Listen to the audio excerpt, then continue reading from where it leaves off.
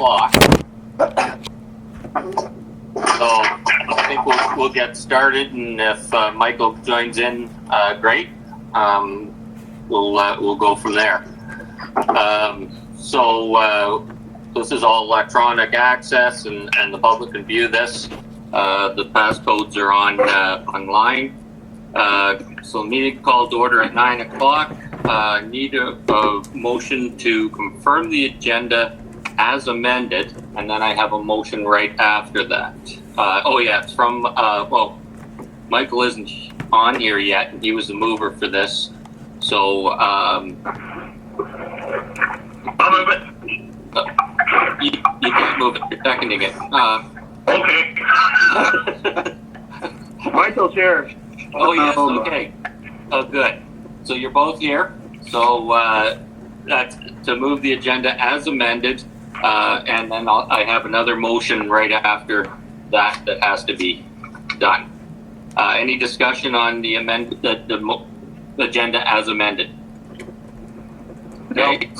Seeing none. Anyone opposed to the motion as amended? Hearing none, we'll consider that passed by unanimous consent. Next, I have a motion, be it resolved that council further amend the agenda and waive procedural bylaw section 23.2 to allow for notice of motion for Deputy Mayor Milne regarding council meeting start times to be proposed without given notice in advance of the current meeting following the adoption of minutes. So I guess Brian moved that. Okay, need a seconder.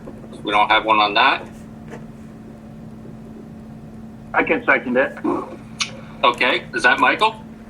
Yes, it is. Okay, good. Michael seconds it. And any discussion on that? Hearing none, anyone opposed?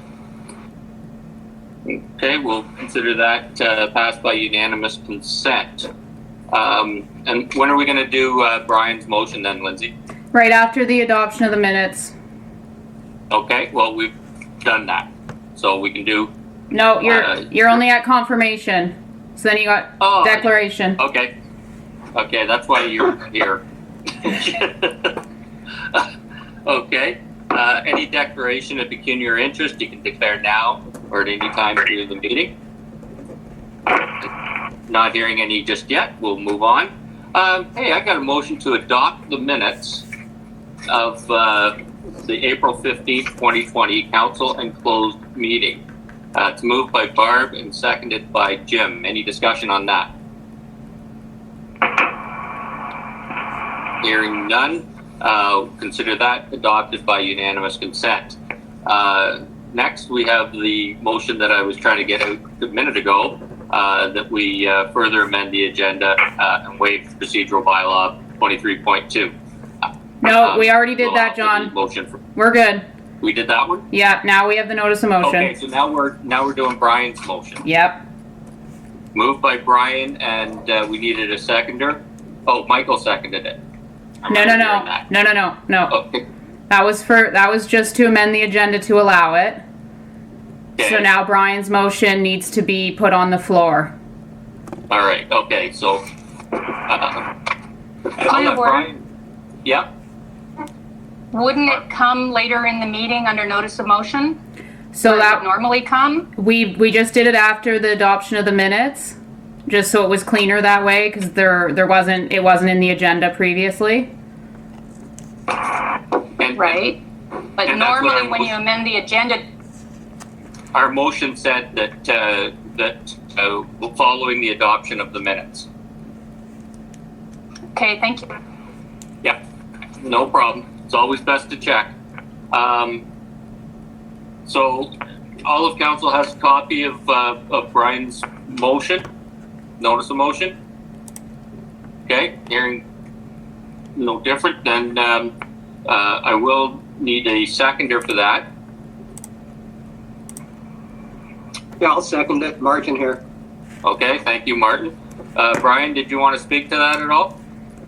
I'm gonna, if No, you, I think it's fairly I think it's fairly straightforward, thank you. I'm gonna read it out just so it's on the record, okay? Okay, thank you, Lindsay. So Thank you. yeah, so whereas during the provincial and Township of Southgate declared emergencies due to the COVID-19 pandemic, full participation of council members in all council meetings is imperative for information sharing and decision making. And whereas a 9 a.m. start time of the second regular monthly council meeting does not allow for all members to participate fully in the scheduled meetings. And whereas council passed resolution number 2020-167 at the April 15th, 2020 regular council meeting amending the council calendar for future meetings during the COVID-19 pandemic to begin at 9 a.m. with a backup time of 7 p.m. on the same day should electronic technology fail at the 9 a.m. attempt.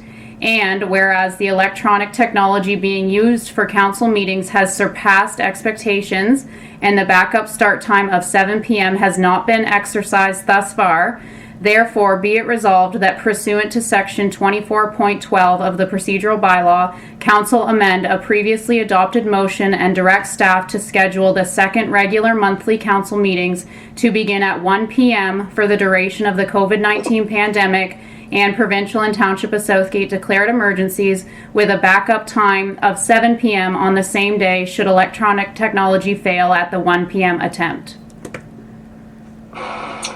Thank you. Anyone have any discussion on this? Okay, hearing none. Anyone opposed? Okay, hearing no one opposed, we'll declare that passed by unanimous consent. Thank you. Thanks, Brian. Next, we'll move on to 6.1.1. That's Southgate Police Service Board and Library Board electronic meetings during current declared emergency. And that's moved by Jason and seconded by Martin. And that's just to allow the Library Board and Police Services Board to carry on their meetings electronically. Did you want to add anything, Lindsay? No, it's pretty straightforward in my report. There already has been a library meeting. I just did want to include them just so it was clear. And there's a police service board meeting coming up. I can't think of the date right now, in 2 weeks, I believe. So I just wanted to get council's support to continue that electronically. Great, thank you. Any discussion from any of council? Hearing none. Anyone opposed to this motion? We've got none again, so we'll declare that one as passed by unanimous consent. Next up, we've got some stuff from Jim, 6.2.1, the Blue Box transition update. That motion is moved by Michael, seconded by Jim Frew. And that's that we approve the posting, received the staff report and approved the posting for the Waste Resources and Diversion Management Questionnaire. Do you want to add anything to that, Jim? Well, this is something that has to come to council before the end of June with a resolution and a direction of which way to go if we are going to stay in the game with Blue Box and possibly have to take our lumps in having to subsidize the program the way we're currently kind of running it if the EPR negotiation doesn't fulfill our total needs and or get out of the game and let them take it over. They'd be responsible for the communications fees, also for handling unacceptable materials and all those things that go along with Blue Box that we have challenges with. So I'm the questionnaire is kind of to feel it out with the public too. Are they willing to pay extra for some of these services that we keep currently providing, or in an environmentally conscious way, or is it up to the producers to take it all on and we get out of some of this? The survey, I had a comment from Councillor DeBreen wondering if possibly we enter a comment section on the bottom to add to it, which as long as the Shape Southgate site can do that, that's fine. I would go along with that. Just one other interesting note that came from the OWMA on Friday, the Ontario Waste Management Association, that since March 9th, April 13th, the province has seen an increase in rural areas for waste, a 12% increase, and over the province, about 8,300 tons, which is equivalent to 600 garbage trucks more in that last month period. So just a tidbit. But looking for council feedback, questions, where do we go? We aren't involved in any contract process at this point in time, so the dates don't really affect us that bad that we're tied in with somebody and we've got to make a decision on a third party, say in 22, but we have no ties, so I'm leaving it up for direction at this point. Okay. Thanks, Jim. That's one that's going to take a fair bit of discussion, I think, because there's a ton of information out there, and you provided us with a lot of good stuff, so this feedback is good. Any questions from council on this? Okay, I think this is something that we should discuss sooner than later, so and start giving direction. So I'd ask everyone to kind of make sure we do our homework on this, so that as this information comes in, we can give Jim some solid answers. So seeing no questions. Actually, Okay. I have one question. question. Okay, yeah, Martin and then Barb. Yeah, with the producers taking the recyclings and their regulations, are they only going to be taking recyclings that, Jim, that are going to easily fulfill their needs? Like, are they going to be taking all the heavy glass and leaving the light plastic stuff to go into the landfill, or are they having watchdogs put on them by the province? Yeah, so what on their needs? Yeah, so the producers, yes, they've got their hands in on products that they want to deal with. They seem to be really concentrated on the paper side of things, cardboard and that at this point in time. There has been discussions that, yeah, the glass weighs heavier, that would fulfill their contracts quicker or their obligations. But in the report, it talks about RIPRA, and that is an authority that's set up by the province to monitor and enforce the producers on what they're doing and their obligations and to meet their targets. So there is controls being brought into place by the province to oversee all that concern. Yeah. Okay, that is one of the main things in the report that you read, is that it was stressed that the Blue Box programs will not negatively affect our areas. And being in rural Ontario, that's a big thing. We don't want to see stuff in the ditches. So, okay, thank you very much. They are supposed to provide a level of service that we are currently seeing somewhat. Now, whether if we opt out to another to not go with Blue Box, turn it back to them, they could come in and say, well, we can't do the cart system way, so we're going to have to roll out Blue Boxes, and we're going to send trucks out with guys that will manually pick. But that would be their choice of how they would have to operate if we turn it over to them. Yeah, I think the term that won't negatively impact is kind of a broad term that we'll see what the interpretation is down the road from the government. Yeah, for sure. Thanks. Barb?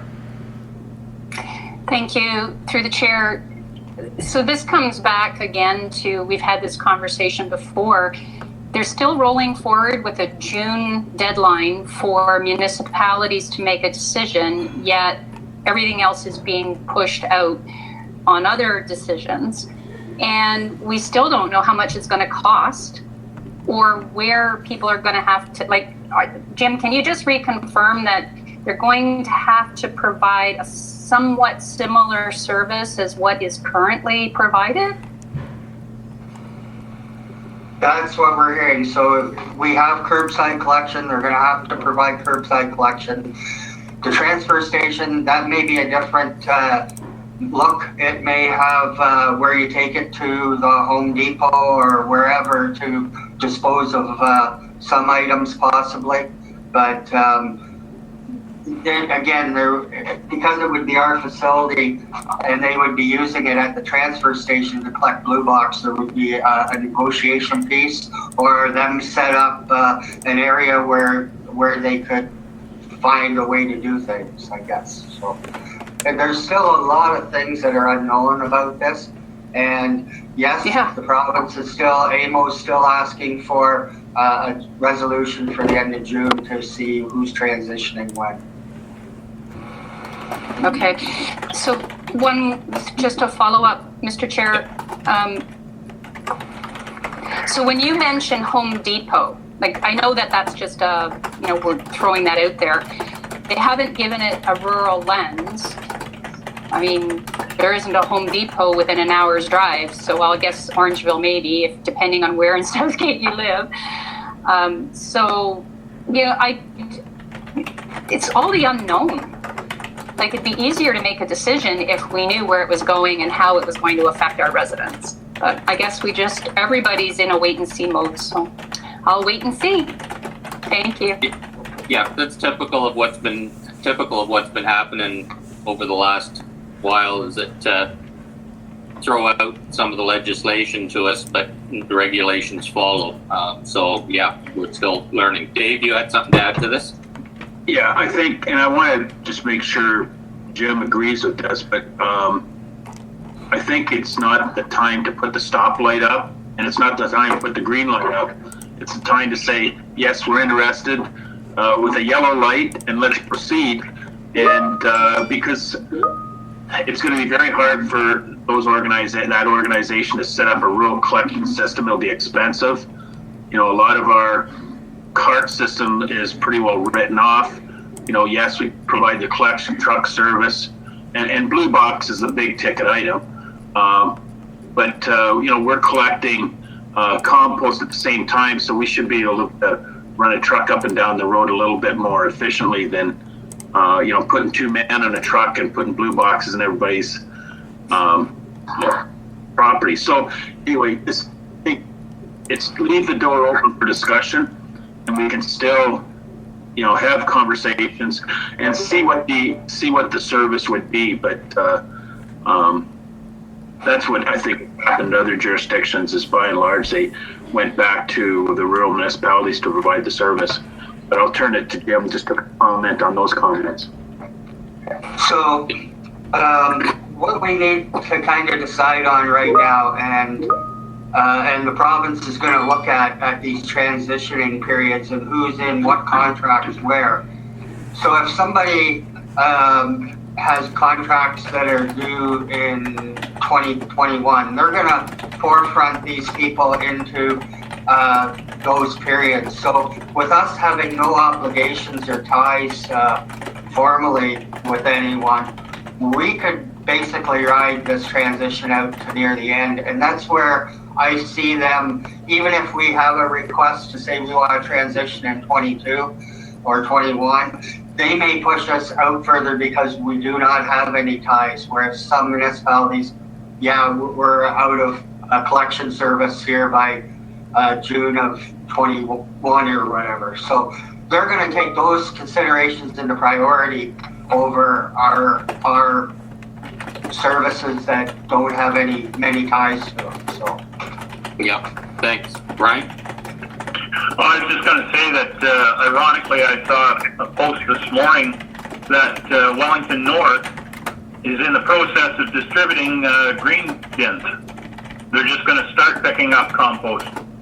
And the other observation is it'll be interesting to see going forward if folks need to start taking their recycling or their waste to the landfill. Those of us that remember when the green boxes and the bins came into the system, what an uproar there was. We'll see how strong the uproar is going the other way. Yeah. I would think that it's going to be a big uproar. So yeah. Dave? Yeah, so I don't think that, there's a few arguments that could be made with that. One, going up and down the road environmentally is a lot more efficient than, a whole bunch of cars racing to the transfer station. And, and I wouldn't want to be delivering that service at a whole bunch of people showing up on Saturday with recyclables. So that would be literally chaos, going back to that. The other thing I think we need to be cautious of is, we may not have contracts, but we do have employee commitments that may change if we have to ratchet back on the level of service we deliver. So that needs to be something that these people need to address. Our contracts are maybe different because we're employing people. Yeah, I agree. Any other questions or comments on this? Yeah, John, it's Jason. Go ahead, Jason. I guess maybe kind of putting Jim on the spot. Like, Jim, what is your opinion? What are we best to do? I know that's hard to say, but just throwing it out there, what kind of you got in the back of your mind, if you can answer that? Well, how we've been challenged lately with price increases that have been fairly sufficiently higher than what we would expect. And they keep coming at us, dealing with unacceptable materials. Now, the province is supposed to move through this process in a one blue box scenario. Everybody puts the same thing in. There won't be no difference between municipalities, and that's a good thing. And that's how it should have been done from the get-go. And maybe there wouldn't be so much contamination with unacceptable materials. But that is a big challenge for us. We field a lot of calls with this stuff and a lot of tagging for collection. So operationally, there is some efficiencies that would be gained with not having to deal with it and somebody else having to deal with it. But ultimately, environmentally, I think we provide a good service. We're doing the right things. And if the taxpayer is still willing to help make and manage these products where they need to go, I really think that's where we should be going. But again, if we want to get out of the game, then it takes a lot of headaches off of the municipality in different ways too. Yeah. Okay. Dave? Go ahead, Dave. Maybe just to add to that, we would definitely be getting out of the cost of disposal game. That would be turned over 100% to producers. And as well, maybe just confirm this, but I think pick up at our site, unless we contracted with them to deliver it to their site. But all we would be responsible for is collection and basically putting it into our process, whether that be dumping it into the commodity shed at Egremont, and they would load it, or we would load it into containers. That would all be part of the contracting. But a large part of our cost now is going to be disposal, so we'd be rid of some of that. Well, all of that for sure. Mm-hmm. Good. Thanks. Any other questions or comments? I'd just like to add that the survey, I hope it helps. I hope people will engage in it to give council and staff a better feel and direction on how this municipality wants to go forward. And yeah. I think it's really important that we hear from the residents, and I hope they chime in because these are big decisions. Absolutely. Absolutely. Thank you. Did I hear somebody else with a question?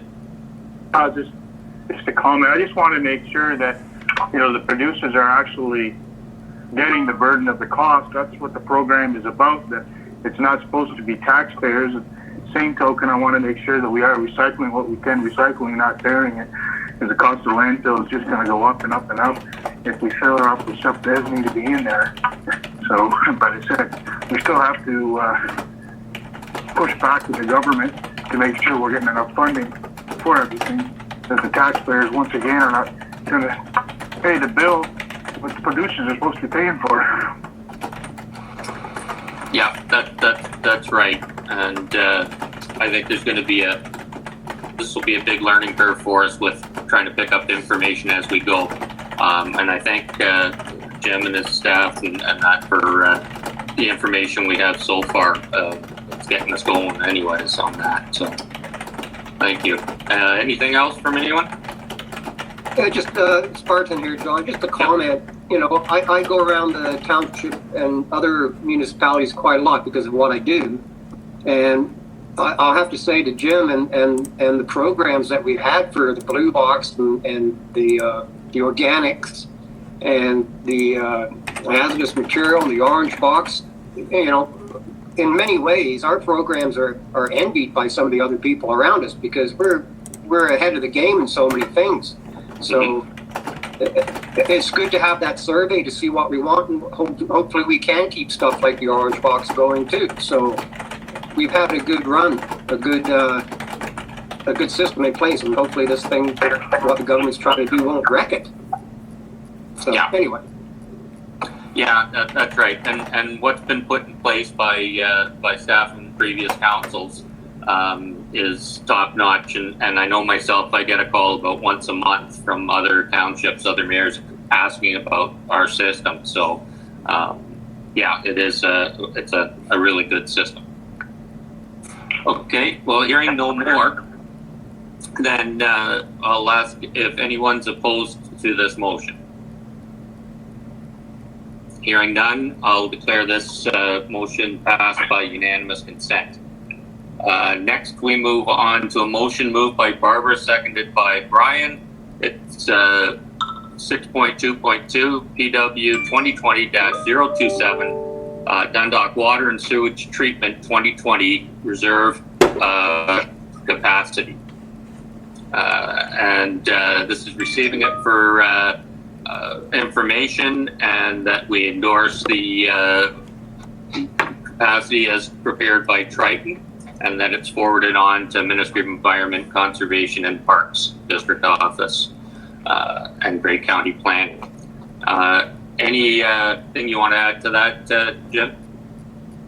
Yeah, just with the water side of things, our max day in 2019 was modified, and that was due to the max day number came out of when the commissioning of Main Street East was happening, and that was filling larger diameter pipe, flushing, and those activities. So we felt it was justifiable that this isn't a normal circumstance. It's due to a construction period that doesn't happen in that length or that big of capacity at times. So we felt with talking with Triton, there could be an adjustment, which they did from the draft proposal that we looked at, which gave us, I think, another about 40 or 50 units on the water side.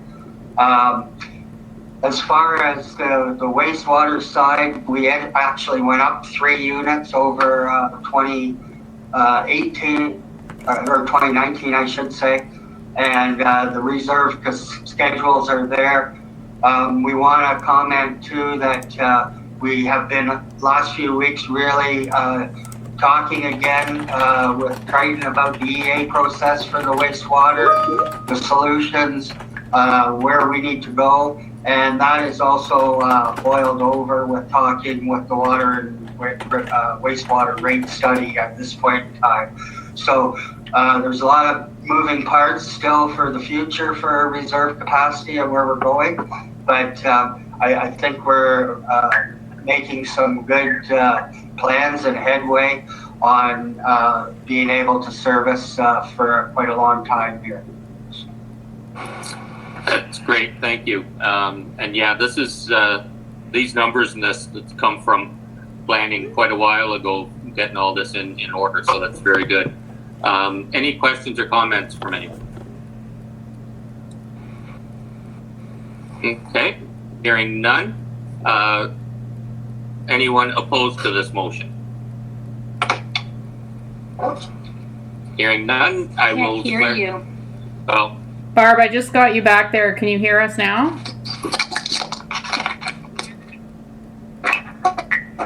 hey, Barb, can you hear us?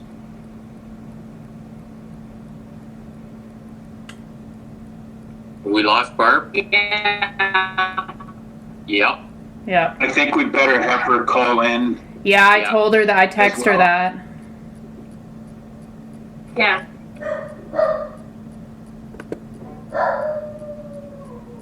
Can you hear Okay. me? But I've been out.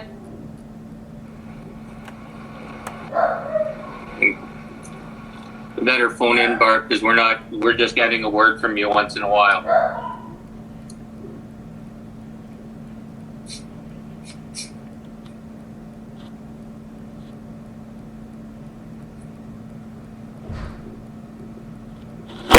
For like the vote for the last one, and Hang on, I'm on the phone. Okay, there you are. There you I'm are. on the phone, Lindsay. Okay. I'm gonna leave this. Yeah, leave your other one. I'm on the phone. Okay. Yep. Okay. Did you have any questions or comments about the Dundalk Water and Sewage Treatment Reserve Capacity motion, Barb? I believe, did I move that one because I wasn't on? Did you change it? No, that was moved. We thought you were still here, so that was moved by you. Well, I wasn't there for the last vote either because you didn't reconfirm that all were there. I must be showing up, but I can't hear you. So at least I'm on the phone now, and I don't have any questions with regard to the reserve capacity. It was Okay. very well explained. Thank you. Okay, thank you. Anyone else have any comments or questions on that? Seeing none, and I'll do that. Thanks for reminding me, Barb. We've still got everybody, it appears, Lindsay? Yep. Okay, thank you. So I'll declare this, anyone opposed to this motion? Seeing none, I'll declare that passed by unanimous consent. Thank you. Next motion is 6.3.1, one of Dave's motions. It's CAO 2020-033 Petawawa Renewable Natural Gas Project Option to Purchase Agreement Notice. That's moved by Jason, seconded by Martin. And that's that we received this as information, that we accept the letter from Petawawa and proceed to accept the sales agreement with the closing date of the 21st of June in 2021, with all this stuff going on here. Dave, did you want to add anything to that? No, you're either muted or we're not getting you somewhere. He's muted. Technology, sorry. Yeah, I think the report is fairly straightforward unless there's any questions. Thank you. There's a question I can see. Brian. Thank you, Mr. Chair. Dave, this is an agreement to sell the land to Petawawa, but in reality, what we're doing is we're pushing it back out for another year. And I'm just wondering, what are the odds of them closing this sale prior to a year's time? So the last report, I believe it was back in January, I think we did that, is they were proceeding as normal. And then COVID conditions came along and kind of slowed everything down. So it's more of a financial institutions and few government approvals, not really government so much as it's this renewable gas thing.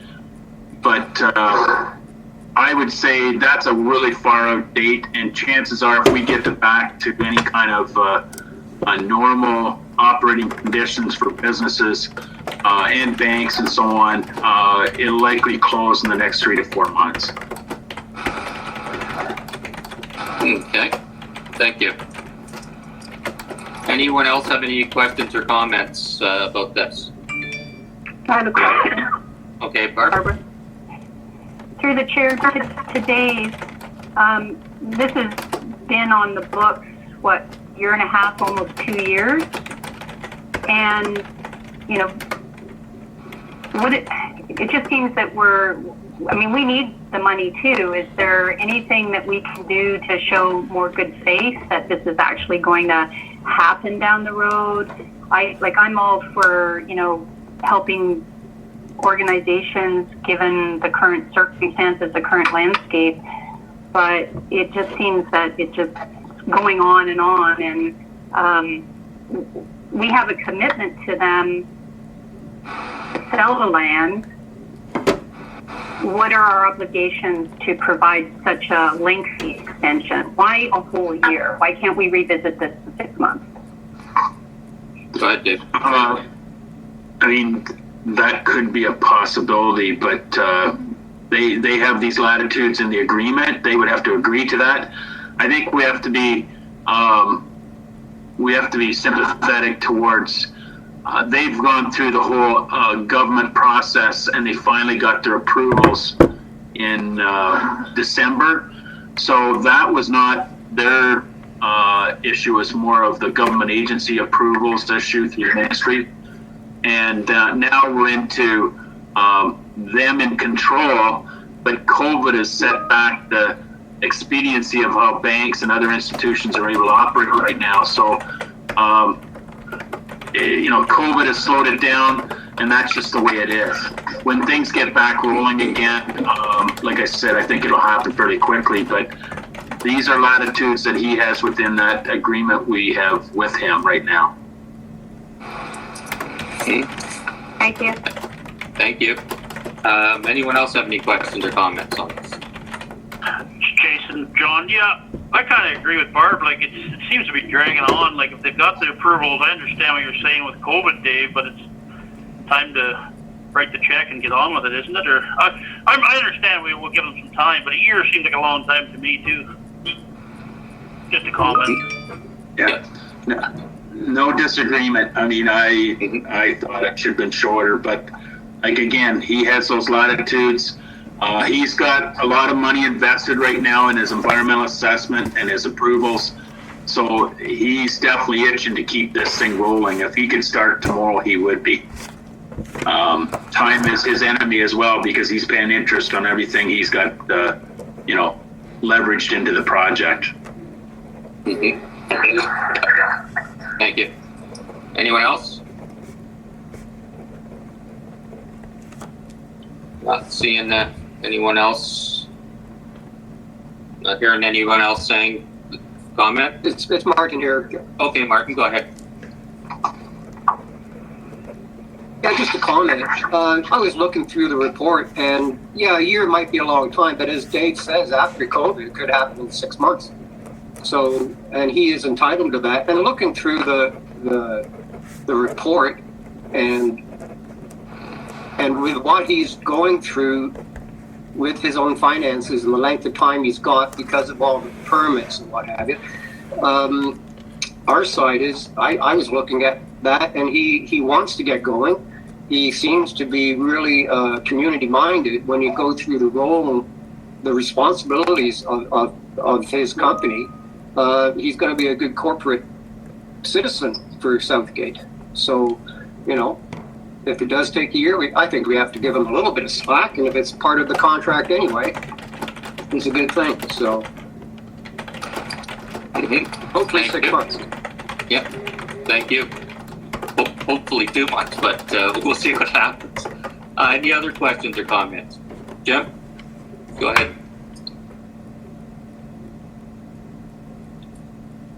find my mouse. Chasing it around the other screen.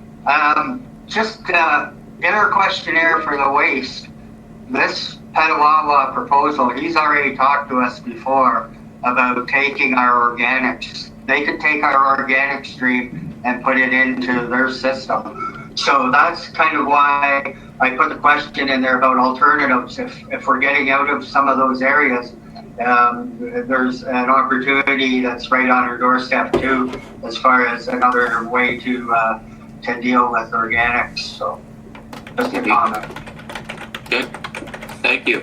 Thank you. That's good. Anyone else have anything? Hearing none. Lindsay, we've still got council. Yep. Okay. I'll call the question then. Anyone opposed to this motion? Hearing none, I'll pass. This motion will be passed by unanimous consent. Next, we have 6.3.2. It's the bylaw 2020-045, the purchase and sale agreement for Petawawa Biofuel. Be it resolved that bylaw number 2020-045, being a bylaw to authorize a purchase and sale agreement between Petawawa Biofuel LP and the Corporation and Township of Southgate, be read a first, second, and third time, finally passed, signed by the mayor and the acting clerk, sealed with the seal of the corporation, and entered into the bylaw book. That is moved by Brian and seconded by Jim. Any questions or comments on the bylaw?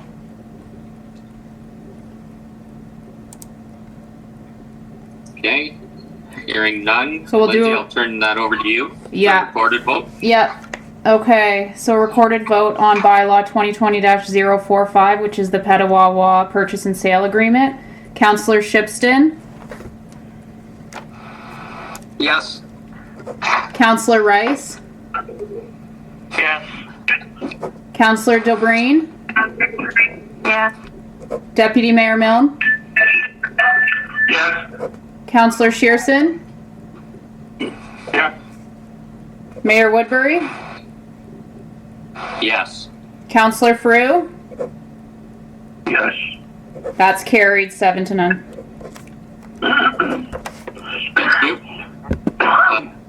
Next, we move on to 6.3.3, CAO 2020-034, the Fair Tax Funding Services Report.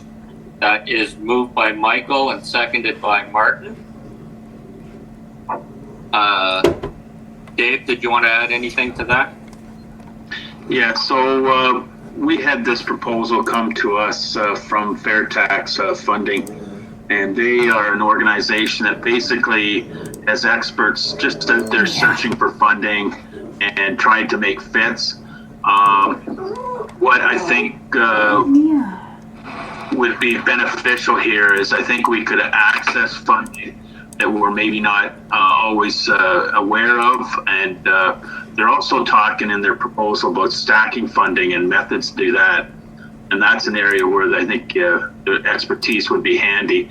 But I'm just looking to council to see if there's interest in this, and I'm going to explore it more. We've had initial presentations and discussions, but if there is interest, I would spend more time on it and dig into that whole issue of are we in control of, okay, we're going to do this when you guys stay out, or they have greater control to do all our funding applications. So, because there's some that are relatively small that we've had good success in, where some of these larger ones that it's a bit of a lottery. If we have that expertise on our side, it might make us more successful in the future. Okay.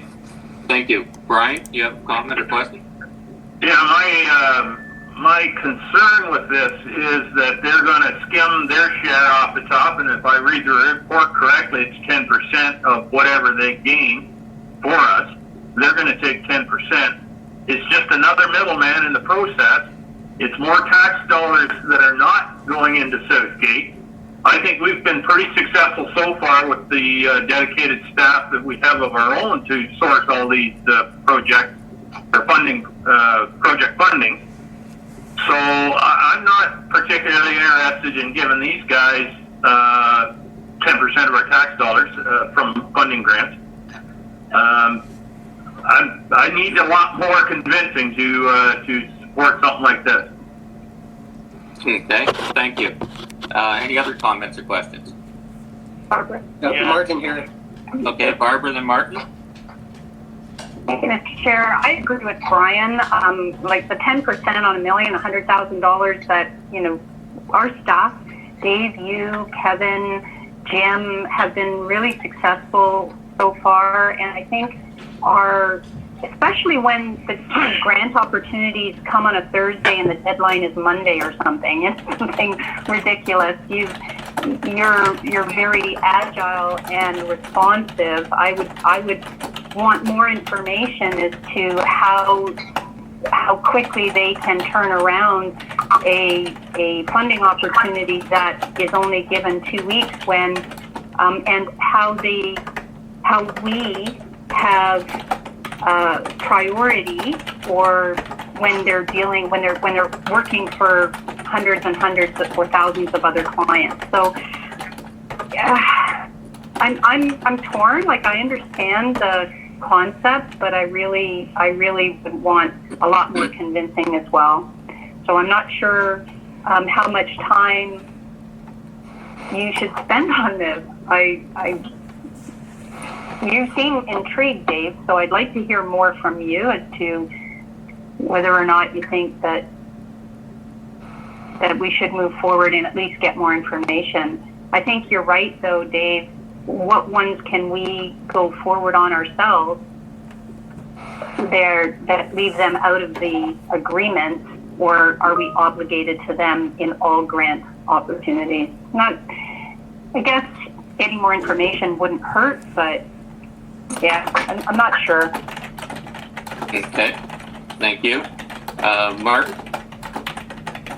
Well, I am going to go with Barb and Brian on this one. That was the one thing that stuck out for me, the actual fees, because it's, they have 94% success rate, it said in the little thing they provided to us, which is good, but when you're looking at 10% on the first million and then 5% also anything on greater than $1 million, that's a lot of money coming out for the middleman. And more information could be good. But one question I had: how many hours in a year does the actual township staff spend on applying for grants? If there's $1 million grant, I don't think the township staff is going to be spending $100,000 to do the work. If you get my point, like, that's a lot of money to give out. So, and then and in the Appendix A for government failed projects and contingency funds, I got kind of confused on those parts of the appendix. Like, do they get paid anyway, even if we don't get the government contract? That kind of thing. So there's a lot of questions. So maybe dig a little bit more, Dave, but I'm still not 100% about it. So. Okay, thank you. Something to keep in mind just before I go to Dave to answer some of that is that yes, the 10% is a lot on grants that we're getting already. It's not that bad on grants that maybe they find that we didn't know about. So there's both sides on that one. Dave, did you have some stuff to add? Yeah. So I had the same concerns, and the first time they contacted me, I didn't even phone them back. But they were persistent, and I then engaged with them and had the conversation. And I guess the first thing I look at is their success rate is 94%, and we are not having 94% success rate.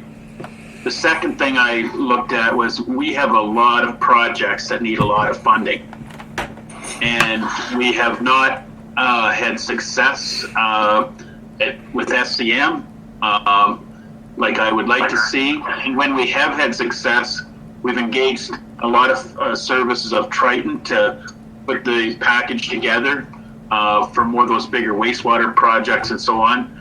But I guess I think everybody's looking at 10% of what we're getting. I'm looking at 90% of what we're not getting. I think we have to look at it that way. If they could get us 90% of say, Side Road 49, we likely would have done that project. But we got nothing in ICIP, and that's a grant that we should have fairly good success in. So I think the expertise, now I'm not sold yet as well. I want to dig a little deeper. Do we want to be applying for red funds for $40,000 and giving them $4,000 to do those kind of applications? I'm not sure they're interested in doing the $4,000 application that we're going to get $36,000. They're interested in doing the $1 million projects where we're out there kind of rolling the dice. When they roll the dice for us, there should be a 94% chance of getting it. And we're leveraged into their expertise. As far as time we spend, it's like studying for a college exam. I mean, we spent a lot of time in the last weeks, 2 weeks of putting it together. And so there's a lot of work goes into it. Not to say there wouldn't be still a fair bit of work, but we'd have these people as a team, if we go that route, to kind of have their feelers out all the time. And instead of us watching for grants, which we would still do, they would likely knock on our door and say, hey, we found this one that can work with this project. And then we think we can stack this on top of this and get even more. So that's the kind of discussions. One of my concerns is definitely, those grants that we're successful on. Can we do those still on our own? And the other issue is, I'm not sure I want them out there going to get an infrastructure loan from Infrastructure Ontario and us paying a commission on that. That's not what we're looking for. But those are things I want to dig a little deeper into, because I think it's an opportunity that we shouldn't dismiss, but we need to have a bit of a jaundiced eye and do some work on it. Again, if council's interested in that, because I think there could be an opportunity. If we got $500,000 every year because of that, and they got $500,000 because of it as well, I think we'd be further ahead. Okay, thank you. Brian? Thanks, John. Barb raises a good point when she talks about some of the clients that I see in the report that this company works for, apparently. I see companies like Ellis Don and WestJet and Aecon and Bombardier. I'm just wondering how much of this commission is used to actually write the report or write the application, and how much of it is actually used for lobbying efforts. It just strikes me that there's going to be an element of that in this, and I'm not sure we want to get into that game and start funding that kind of stuff. Thank you. Dave? Yeah, so the area that we're in is they do work for private sector and they do work for municipal. We'd be under the municipal umbrella. I think the references to other external organizations, they do grant writing for other companies as well. That's not a tie-in between lobbying or anything. It's just their knowledge base that we're accessing, and they specialize in municipal. I have a question. Okay, Barbara? So just a follow-up to Brian as well and Dave. If you're going to go forward and get more information, and yeah, let's be skeptical about it, I'd be interested in the 6% that they weren't successful. What kinds of projects were they not successful in? A 4% success rate, but why weren't they successful on that 6%, and what kinds of projects were there? That's just curious. Thank you. Okay, thank you. Any other questions or comments? Yeah, Jason. One here, John. It's Martin here. Okay, Jason first and then Martin. Go ahead, Jason. So I agree with Brian right off the bat. It's Dave, it was something to look into. And in my opinion, 10% is it's just too much. I know they have a 94% success, but it's a 94% what if. And Dave, not to put anybody down, staff or anything, but you're saying you're doing a good job, and we're all saying you're doing a good job. You're spending a lot of time going after these grants, which is good. And we've hired quite a few assistants and stuff. Who are we going to lay off if these people aren't spending the time doing that? If this company is, I just think we're just adding another layer here that we don't need to. Okay. Comment? Yep. Thanks, Jason. Martin.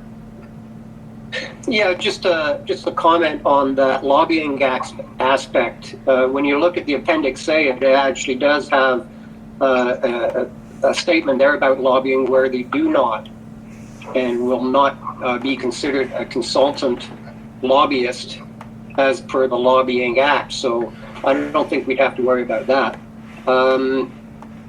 To Dave's point, where they're probably only interested in the $1 million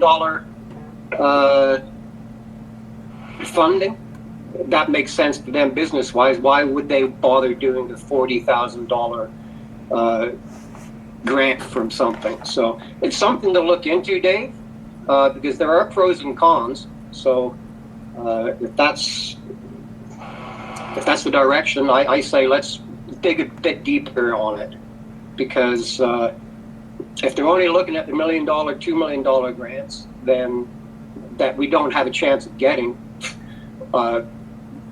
We just need more answers and questions asked to them. They seem quite above board, so that's it. Okay, thank you. Dave. Yeah, so I guess like where I'm looking at is, if it was just kind of business as usual, there's, we're building 10, 15 homes a year and all that sort of stuff. But right now we're looking at, a wastewater project for $3.5 million, and that's pretty well done. But we've got an application in for that. I'm hoping we're successful. A water tower's coming. We're also talking about, do we need a project for the receiver of, do we need to maybe pipe water to the Grand River from the wastewater plant, down the road. But there's lots and lots of projects. In actual fact, there'll be likely more staff time required to try and write these grants, even with them, because we're doing so many more projects. And what I'm looking at is this an opportunity to make us more successful? And instead of bringing in, $1 million or $2 million a year, we could bring in $3 or $4 or $5 million a year. And that may be aggressive, but if we could just get $1 million or $2 million more than what we're getting right now, I think it's a win-win. I don't think it's about, more or less work. There's still going to be the work there because we still need to meet with them. What they do is they come in, they plan project grant opportunities, and then they go out and find if there is opportunities that fit the project. So they would be part of our asset management development and asset management advice to us. But again, a lot more research to be done, and I think it's a good idea. I want to find out what they are successful on in the 94%, where they have some gaps out of their 6. So that's a good idea. Mm-hmm. Thank you. Mayor Woodbury, Barbara here. Yeah, Brian and then Barb. Thanks, John. Dave, I'm just trying to remember, how much did you quote a new water tower was going to cost? $2.5 million, I believe. $2.5 million. So 10% of that is $250,000. If we can hire somebody locally for $100,000 to do this job, the money would stay. $150,000 would stay with the township. $100,000 will go into the local economy through our payroll, and Bob's your uncle. Hire somebody local and let's get this done. Thank you. Barb? He beat me to the punch. Actually, I was going to say something similar to Brian in that I'm for getting more information. Go for it. By $100,000 could employ a full-time grant researcher and writer, and yeah, the $2.5 million, it's actually 5% after the $1 million, but still round it up. We should at least consider whether or not that would serve us just as well, having a full-time grant researcher writer for probably less than $100,000 a year. And I agree with Brian. It's exactly what I was going to say. At least consider it. Okay, thank you.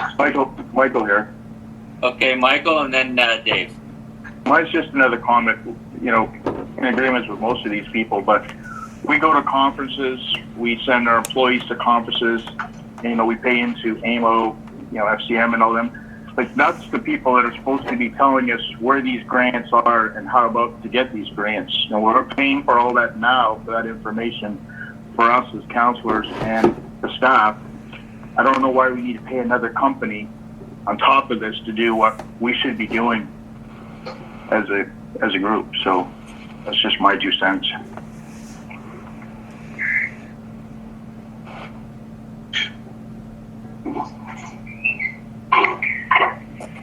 Do you want me to go ahead then, John?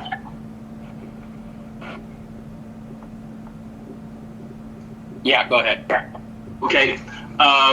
So I just, Yes, go I ahead. think we could debate this all day, but I think we have to. The only reason I'm considering these people is because we're looking at buying expertise.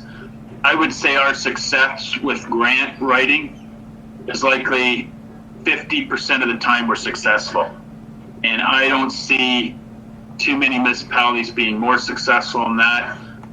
We're buying it. This is like, in my mind, how I look at it is we're like buying a consultant or hiring a consultant that is hired to get money for us. And if we win, they win. If we lose, they get nothing. So it's kind of nothing invested, nothing gained. If we invest some time with them and they're successful and get that other 44%, let's say we have good years and we get 60%. But if they can add another 34% success rate to our success in getting grants for the municipality, I think it's a benefit to our taxpayers. I think we have to really have to look at their expertise to get that other 30% or so. I'm not sure you can go out and hire somebody with that level of expertise to do that. So I'm going to leave it that I'm going to do more research, and we'll come back and see what stones I can turn over and not like or like or dislike. But nothing ventured, nothing gained is my opinion on this issue at this point in time. I'm not selling it as that, hey, you need to do it, and I'm not saying you shouldn't do it. I'm just saying, here's an opportunity. I've got your opinions. I understand them fully, but I'm not sure hiring someone to do this that would focus 100% of the time at looking for grants would make us any more successful. It's the expertise of being on a grant for roads and the expertise of other departments. So anyway, that's where I'll leave it. Okay, thanks, Dave. Barbara here. Yeah, Barbara? I'm just asking about procedurally to the clerk then. Since Dave is so keen to get more information, do we need to revise the notice of motion because it's just saying provide direction to staff? Do we need to provide that direction, or is that sufficient that we have consensus that Dave can go and spend his time getting more information? Just procedurally wondered if you need an amendment, I'd be happy to make it. I was thinking that, but I reread it. I think Dave understands what he's going to do, and I think it's fine. You basically provided the direction to him, so I think it's fine, unless someone else disagrees. Okay. So just to be clear for everybody, the direction is he is going to look into it a bit more and come back with more information, but we're not agreeing to anything as far as going ahead with it. We're just some more information. Okay. So if there's no other discussion now, I think we've had a good discussion on this. I'll ask if anyone is opposed to this. Okay, hearing none, I'll declare this as passed with unanimous consent for Dave to look into this more. Thanks, that was a lot of good discussion on it, and it'd be interesting to see where this is going.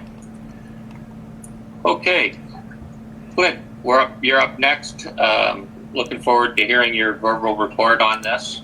6.4.1, PL 2020-010, Bill 189, and the new planning regulations.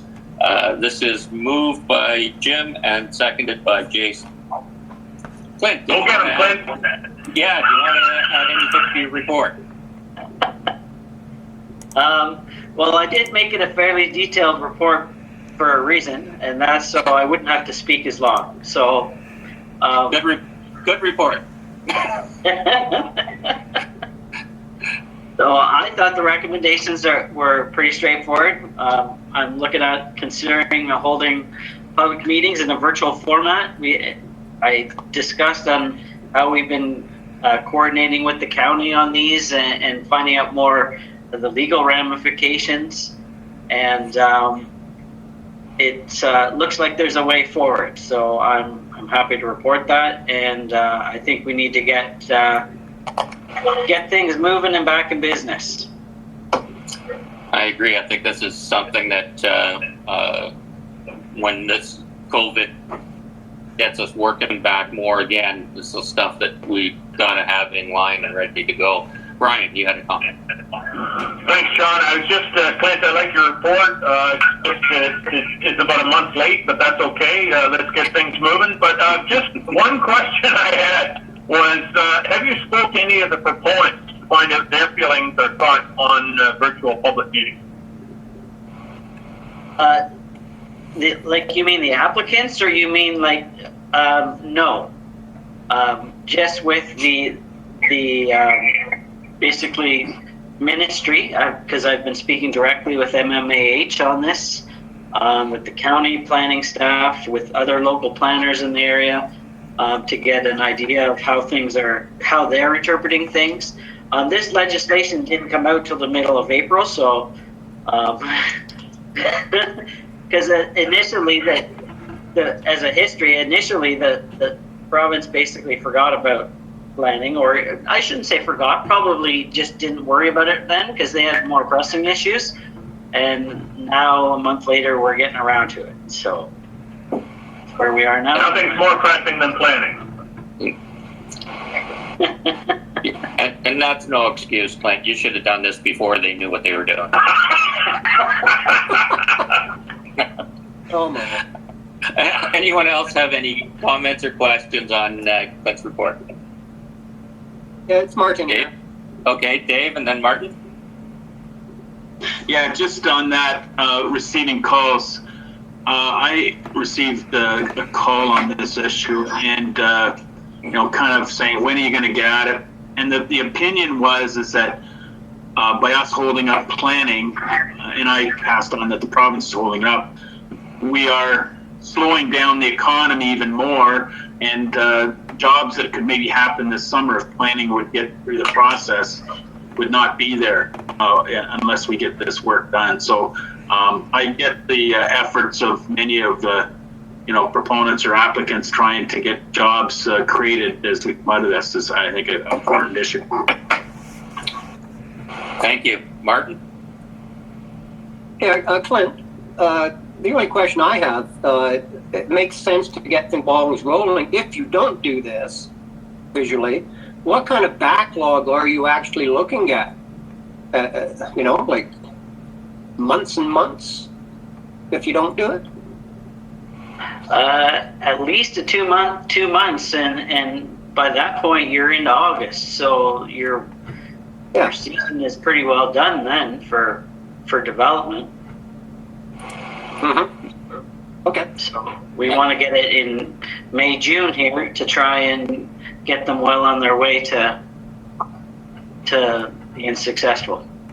Yeah. Yeah, I totally agree with you. That's good. Just a curiosity there. Thank you. Thank you. Anyone else? Just a question. Yep. Go ahead, Barb. Thank you, Mayor Woodbury, and to Clinton, thank you for the report. Can't push the province too quickly.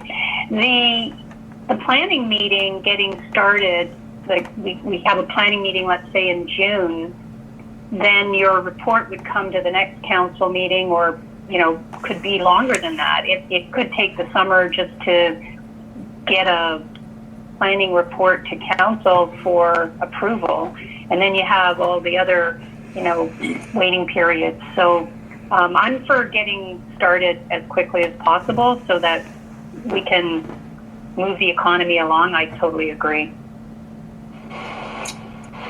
Thank you. Any other questions or comments on that? I just have a comment to add, John. Yeah, go ahead, Lindsay. Just so people are aware, for Committee of Adjustment, when we amended the procedural bylaw to allow electronics, since our procedural bylaw includes Committee of Adjustment, we had it wrote that Committee of Adjustment is not included in the electronic quorum. So I'll just bring a slight amendment to that bylaw again to the next meeting, just so Committee of Adjustment can go ahead. A lot of the other county or municipalities in Grey had to do the same because we initially worded it that Committee of Adjustment was not included, so we'll change that. Okay, thank you. Anyone else have anything? Hearing none, anyone opposed to the motion? Okay, seeing none, I'll declare that we've got full council still, Lindsay? Yep. Thank you. I'll declare that as passed by unanimous consent. Next is the 6.4.2. That's the PL 2020-011 request to purchase road allowance. That is moved by Brian and seconded by Michael. And Clint, did you want to add anything to that? No, you guys talked about this one quite a bit when it came forward first through Lindsay, so I just provided my analysis, and I think you should sell it. Okay, thank you for that long report there, verbal. Any questions or comments on that? Dave? So I had an epiphany in thinking about this report and others coming like it. Should we retain an easement, a right to easement across such a property, even as new as it may be, to someday put natural gas, fiber, or whatever? Let's say it was 2 or 4 kilometers to the next block or something, wherever this location may be. It might be more efficient to get those services through in the future to the next road. Just never say never. Not that we want to build a road, but that we may want to have some sort of a power or communications corridor down those unopened road allowances now, or private property later. Okay, thank you. Anyone else have any questions or comments on this? Michael here. I agree. Okay, Michael? The only thing I can say about that is if we're going to sell this, we're going to sell it. We can't, if we put an easement down there, the farmer's not going to want a buried line in his property. Who knows what he's going to do with that property? So once you give it up, you give it up. I can understand across the front of the property, the road allowance, but for us to go 1.25 miles back to the property from out the other side, that means you got to have 2 people involved. I don't know if people are going to want that. Okay, thank you. Jim? Go ahead. Just to note that a lot of these sections that haven't been opened or developed have a lot of environmental challenges possibly tied to them. So, it's whether it's a wetland or something, but there seems to be some real challenges to build a road, and that's why it hasn't necessarily been built. Okay, thank you. Anyone else have any questions or comments? Okay, not hearing any. Lindsay, we still got everybody? Yeah, Barb, were you there? I thought you had a comment. I'm good. It was already raised. Okay, Oh, then okay. then yes, we're good, John. Good, thank you. Anyone opposed to this motion? Hearing none, I'll declare this motion passed by unanimous consent. Okay, thanks, Clint, for those verbal updates. It's a little bit long, but that was good. Next, we have 6.5.1. This is Human Resources, HR 2020-007. The Librarian Chief Executive Officer 1-year contract. This is moved by Barb and seconded by Martin. Kayla, did you want to add anything to this? No, I think it's fairly straightforward, if anyone has any questions. Okay, thank you. Are there any questions for... Martin here. Go ahead, Martin. Martin here, Mayor Woodbury. The section A, position description. We did talk about this at a previous meeting with Dave, and I've been talking to Lacey, and she's still putting a lot of hours in, even with this COVID. So I think the standard hours of work per week, it's in the budget for 35 hours. I would like to see that just put 35 hours because, they've laid off staff. Phyllis and Crystal are the only ones working, and they're putting in their 30 hours. So not to have a CAO come in for 20 to 35, Lacey does 35 hours. She's been doing it at home, and she's still busy. So I would just like everything's fine, except I would like to see the standard hours of work per week put at 35. And that'll be more of an incentive to people looking at the application saying, oh, 35 hours a week, that's good. So that's the only thing with me. I would like to see that changed to 35. Okay, thank you. Any other questions or comments? Dave? Yeah, so I think the reason that staff put that in there, Martin, was related to if COVID continues, we wouldn't need the full forces of a librarian CEO. If the library opens, we'd be expecting normal operations. So that's why we kind of went from the 20 to 35. It may come back to business as usual. Or it may not. So it just left the flexibility. And I think when we have the flexibility, then we have that flexibility in the mind of the person we're looking to hire. And those discussions even went along the lines of delaying the hiring till even September, October, November, if we didn't need that staff person because COVID was still in, conditions are still in place and the doors were open. But when the library doors open, we'll need that position at 35 hours. Okay, thank you. Any more comments or questions from anyone? Mr. Mayor, I just want to talk a little bit about the position and just some of the things that have come up since we've had our discussion with Dave.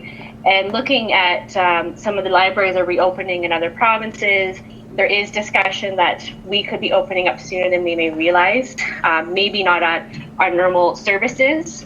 And reopening in itself is going to be a lot of work. There's going to be a lot of new procedures, new policies, and I think we're going to need a CEO in place to manage all of that. That's going to be coming up in the next few weeks. Okay, great. Okay, thank you. Any other questions or comments? Okay, hearing none. Lindsay, we've still got council. Yep, I have everyone on my end, yep. Okay, thank you. Anyone opposed to this motion?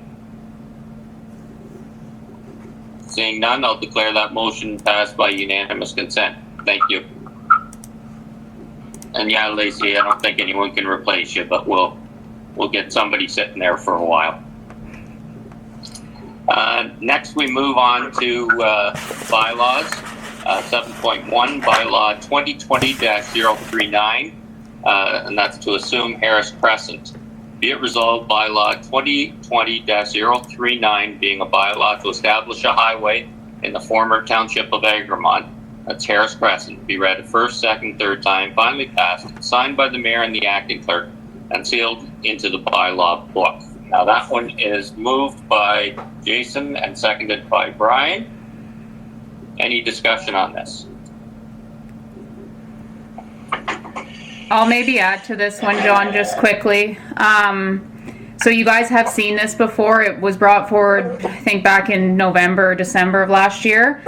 And basically, it's coming back forward again without the schedule attached like the other one was, basically because the land registry office wouldn't register it with the schedule. So just something that simple. So I basically took the schedule off and it's back again. Okay, thank you.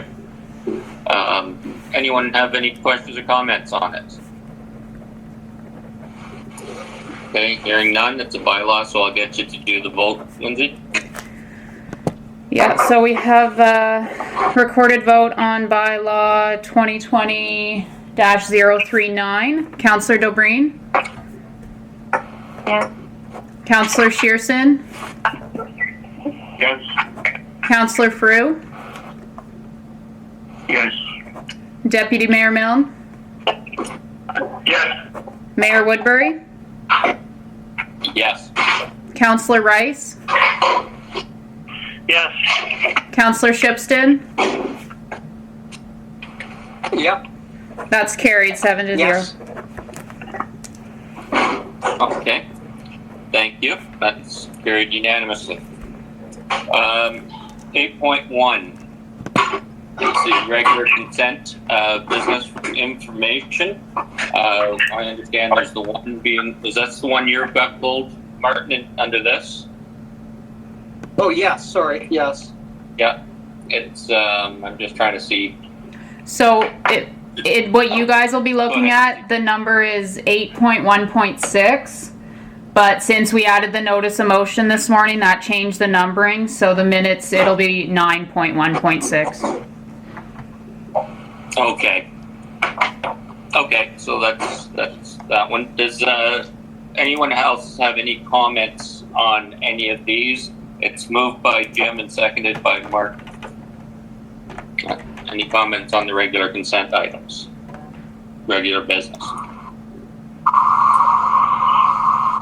Okay. I'm not hearing any.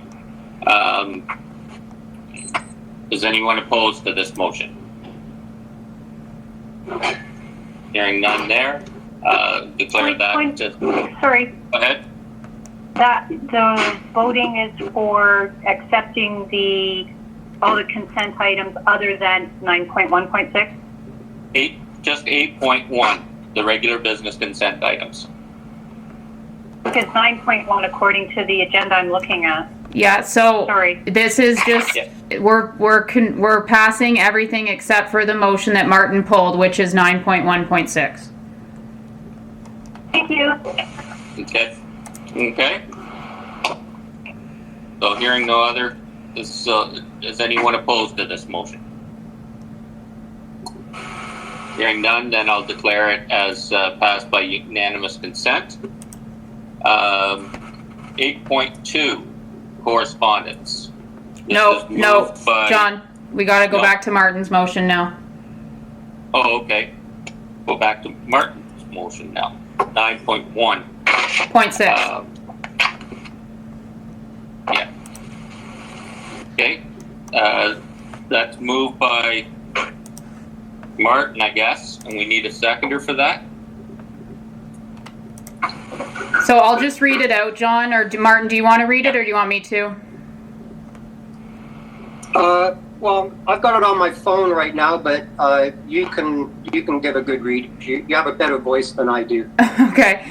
So Martin pulled consent item 9.1.6, which was Finance Staff Report 2020-008. And he's proposing, be it resolved that council receive regular consent item 9.1.6 staff report FIN 2020-008 as information, and that new financial information received at the May 6th, 2020 council meeting has shown negative impacts on the township revenues, and that pursuant to section 24.12 of the procedural bylaw, council amend previously adopted motion 2020-176 passed at the April 15th, 2020 council meeting, and direct staff to only extend the penalty-free period on the first installment of 2020 taxes to July 1st, 2020, and that penalties on utilities and general accounts billed in March, April, or May 2020 be waived until July 1st, 2020. So we need a Okay, seconder on that. Yeah. Do we have a seconder for that? I would second it. Okay, Barbara will second it. Martin, did you want to speak to that? Yeah, I was just reading the financial report from Liam, and quite frankly, I was sitting on the fence of this one at that meeting. I believe Councillors Sershin and Wrights were the only ones who were opposed. With this new information, especially when Liam was talking about some of the property owners who are in arrears way before COVID, his comment was we should maybe reconsider, because the intent of this was to help people through COVID, not help them before, if you know what I mean.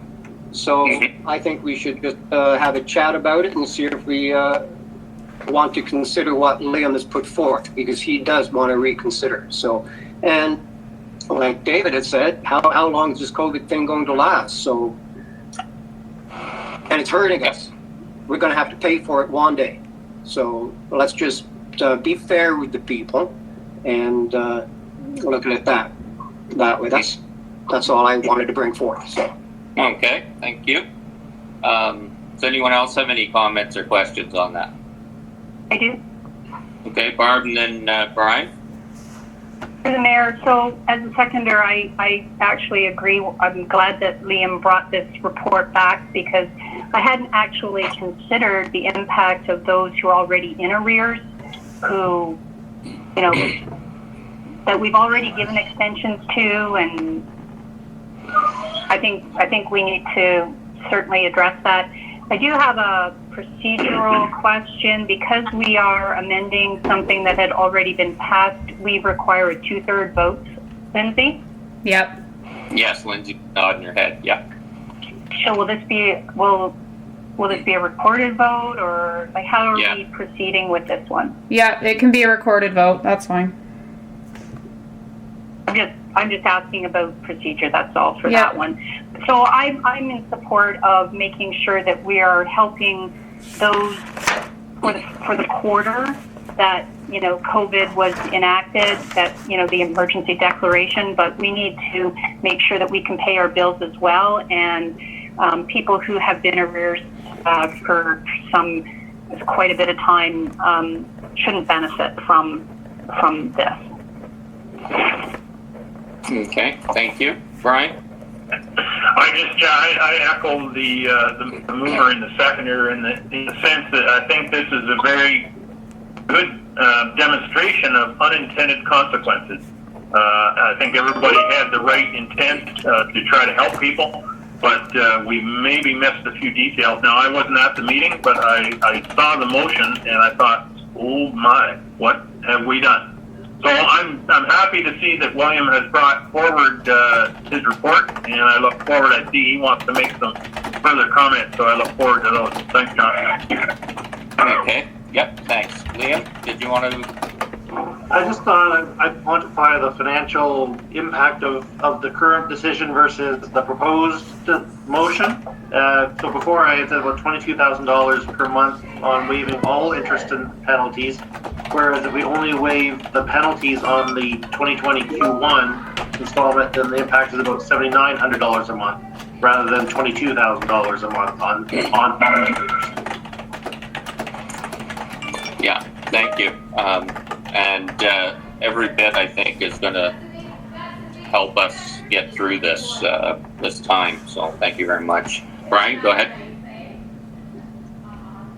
Yeah, let's not forget too that both the federal and provincial governments are extending a considerable amount of financial assistance to a broad range of people in the community, and with the intent that that money is used to stay current with their bills. Now, whether they choose to use it for their taxes or other bills, that's their choice.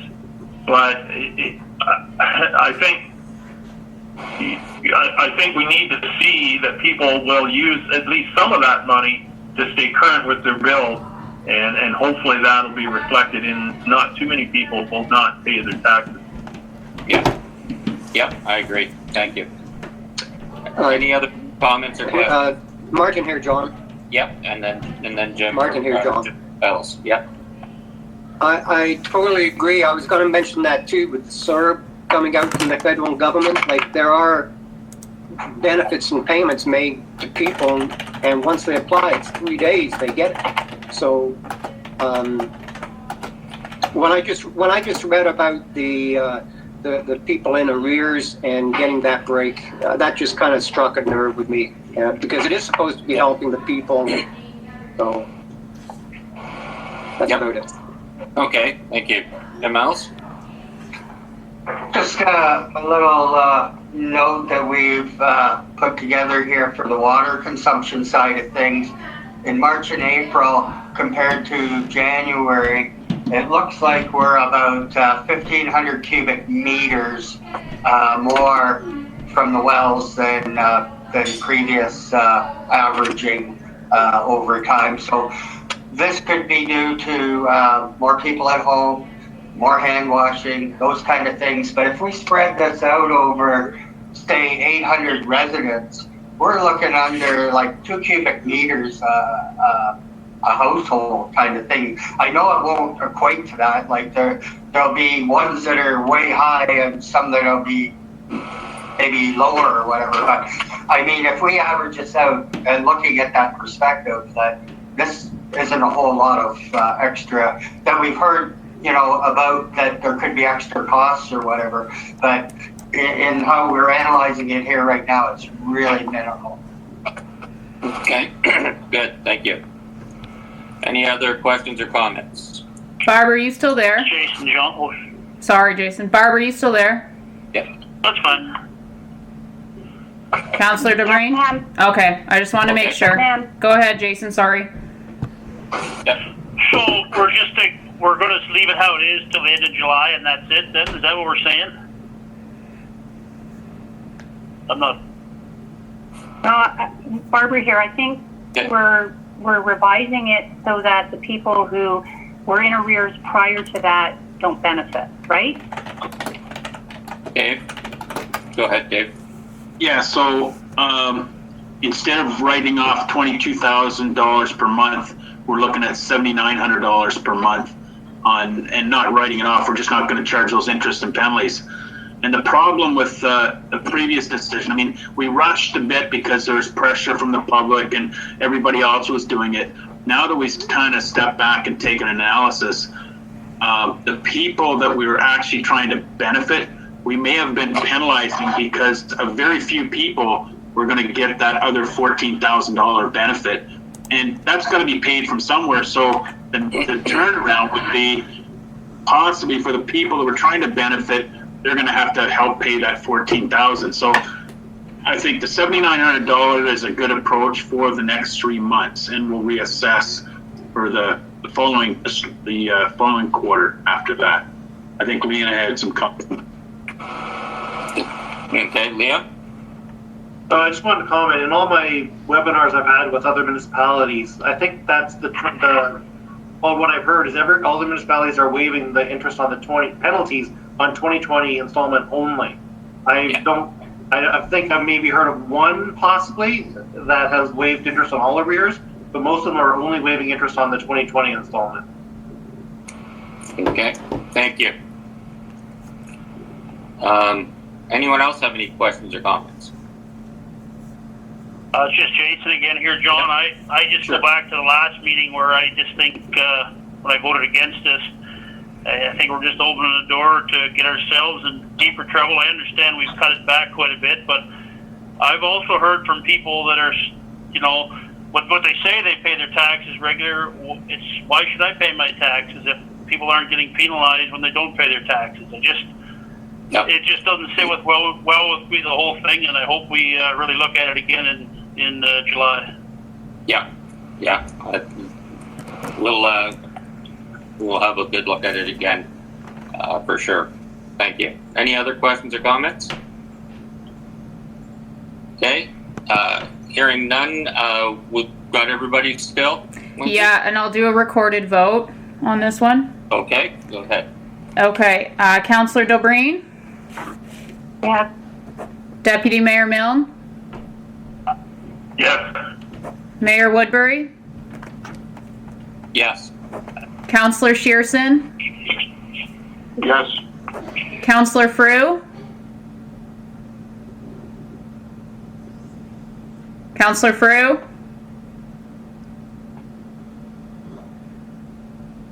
Councillor Frew, are you there?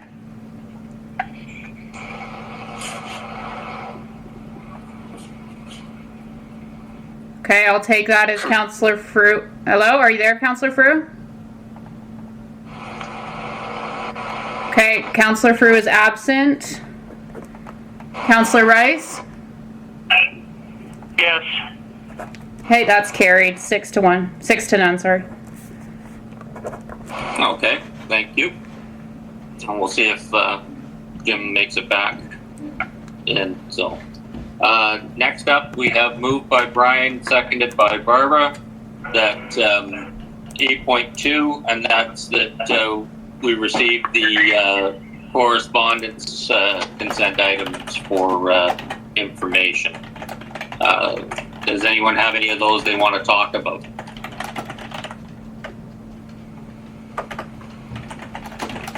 Okay. Hearing none.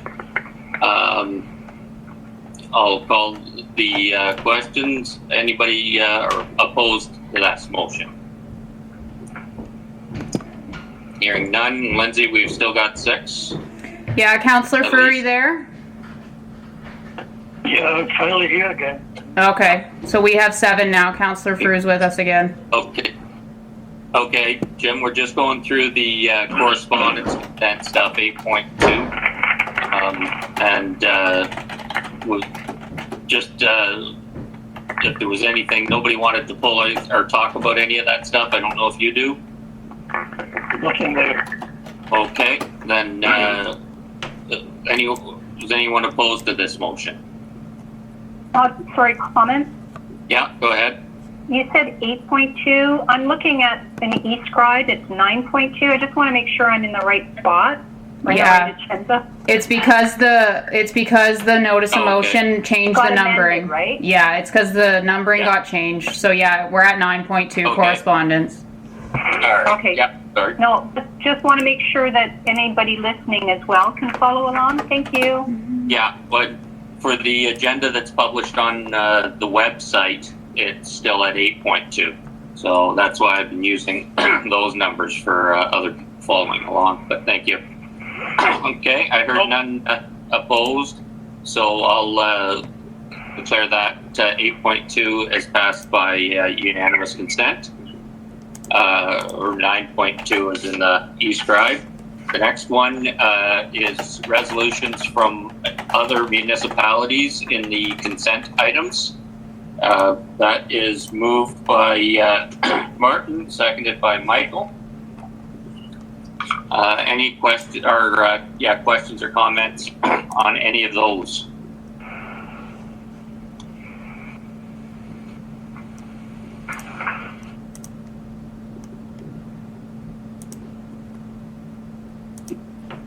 Okay, not hearing any. Looks like we've still got 7, Lindsay. Yep. Okay, anyone opposed to that motion? Then that is carried by unanimous consent. We have no closed session consent items. County report. We're getting through our meetings on line like everyone else.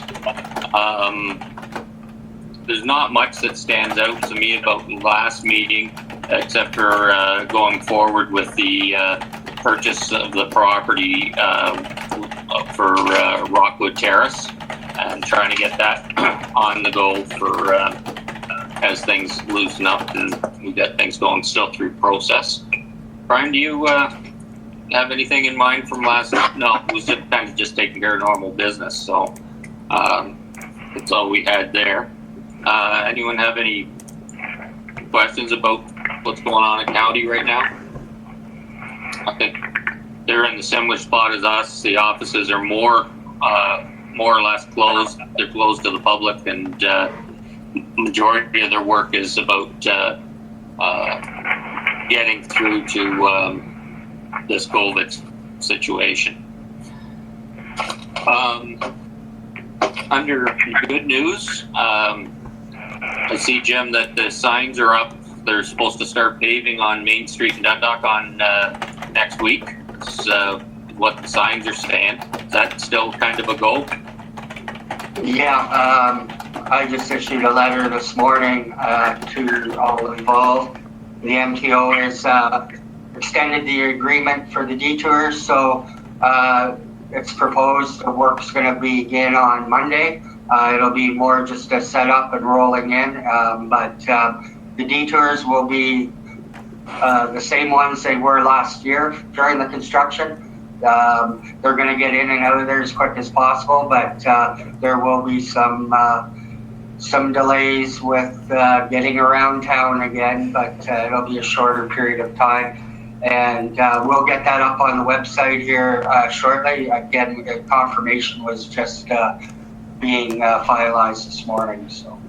Okay, great. That shorter amount of time, kind of ballpark, what are we looking at? A month or something, or less, or more? They've indicated in the permit to MTO that work would be completed by June 5th, I believe. So that includes all the deficiencies, all the lawn restorations, the driveway restorations, and the final coat of asphalt. That's great. At least it wasn't December 5th, so good. Okay, so I didn't receive any other stuff for under good news. So we'll take it that I think a lot of things are still all closed down. I've noticed just in general around the province that their different organizations are canceling things for the whole summer now, and so we'll have to keep an eye. Hopefully some of these things can go ahead. Okay, no closed meeting. So we have a motion by Jim Frew and seconded by Jason Rice that be it resolved that bylaw number 2020-044 being a bylaw to confirm the proceedings of the Council of the Corporation of the Township of Southgate at its regular meeting held on May 6th, 2020, be read a first, second, third time, finally passed, signed by the mayor and clerk, sealed with the seal of the corporation, and entered into the bylaw book. Any discussion on that? And Lindsay, you gonna do a recorded vote on that one? Yep. So there's no discussion. Councillor Shipstead? Yes. Mayor Woodbury? Yes. Councillor Rice? Yes. Deputy Mayor Milne? Yes. Councillor Frew? Yes. Councillor Dobreen? Yes. Councillor Shearson? Yes. That's carried. Okay, thank you. Just before we do the next motion, I'd just like to thank everybody, staff and council. This hasn't been the easiest time to get things processed and move through and find out what's kind of going on. Rules are being made as we go, and I just wanted to thank everybody for stepping up. I think the stuff that's going on here is second to none. Protecting our people and trying to still deliver all of our services that we can. So I really want to thank everybody for what you've been doing and for input. And we'll do this again soon. Just a reminder that with the notice of motion this morning, the next meeting will be at 1. So I'll amend the calendars and everything, but just a reminder. All right, and Brian won't be there, right? Oh. Yes, he will. Oh, okay. Yes, he will. Yep. Good. Okay. Thank you, everyone, for that consideration. I appreciate it. Well, No problem. Just remember us when we want something. yeah. I've never forgotten you yet, Jason. I was worried about you because you weren't wearing a tie today, so I just No time. Yeah. No time. You Okay. dress like the company you keep. Okay. Good. I look more like a planner today, maybe. Okay. Very casual. If I'm in a clown outfit next meeting. I'll understand. Okay, good. All right, we have one motion left, and I think we should get to it.